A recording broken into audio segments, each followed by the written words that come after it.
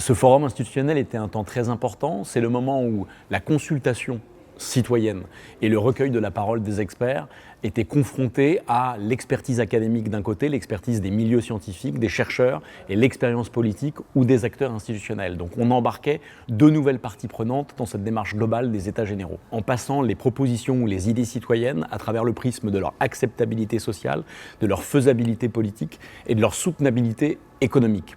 Forum académique et politique, on a parlé dans mon groupe de gouvernance.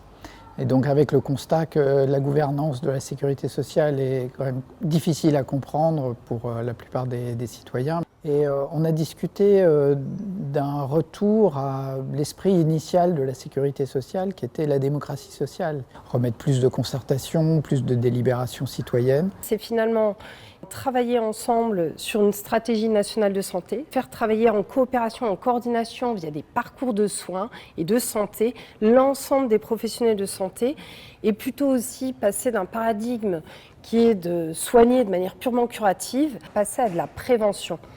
La question de l'autonomie et la question de la dépendance sont un peu un impensé dans la société française, c'est-à-dire qu'on ne l'anticipe pas suffisamment, il y a une forme de déni. On se rend compte qu'il faut faire de grandes campagnes pour mieux, éduquer à ces enjeux-là, des campagnes de prévention qui soient à la fois nationales mais aussi au plus près du besoin. C'est peut-être ça, la révolution culturelle qu'il faut opérer dans notre pays. Mettre en place des solutions, les conditions pour que nos concitoyens adoptent un certain nombre de comportements, de nouveaux usages, peut-être de recours à des solutions innovantes, technologiques, qui permettent de retarder la perte d'autonomie et l'entrée dans la dépendance. On sait très bien, ça permettra de faire économiser beaucoup d'argent à la collectivité et de peut-être financer de façon durable notre système.